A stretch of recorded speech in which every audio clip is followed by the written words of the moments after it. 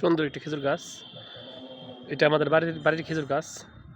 আগে এই লাইনে খেজুর গাছ ছিল 1 2 3 4 5 6 7 8 9 10টার মতন এক সময়, তাও 20 বছর আগের কথা বলছি। এখন সর্বশেষ একটাই স্মৃতি হিসেবে রয়ে গেছে। 20 বছর আগে যখন কাটা হয়েছে তার উদ্দেশ্য ছিল, তার কারণ ছিল হলো খেজুর গাছ আছে কিন্তু খেজুর গাছ কাটার কোনো লোক নেই। যে গাছে ছিল আমাদের এলাকায় সে আর কাটবে না, তার কারণে কাটতে আমরা বাধ্য হয়েছি। এখন একটাই দাঁড়িয়ে আছে খেজুর গাছ, যেটা আমরা এখন কাটিনি, রয়ে গেছে।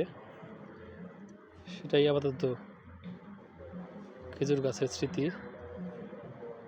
এটা দেখলেই মনে পড়ে আমাদের কাছে কত খেজুর রস হতো এই দিনে, যেখান থেকে আমরা গুড় খেতাম, পাটালি গুড় বানিয়ে নিতাম, ভাপা পিঠা, ভেজনা পিঠা, পাটিসাপটা পিঠা, গুড়ের যত পিঠা হয়, গুড়ের যত খাবার হয়, মিষ্টান্ন হয়, সেগুলো আমরা এই বাড়ির গুড় দিয়েই মেটাতাম। কিন্তু সেগুলো এখন আর সম্ভব না। এই খেজুর গাছ যখন শেষ হয়ে গেল, তারপর থেকে আমার ব্যক্তিগতভাবে খেজুরের রসের যে গুড় হয় সেটা পাই না দেখে চিনি দিয়ে বানায়, যে কারণে আমি আর খেজুরের গুড়ই খাই না।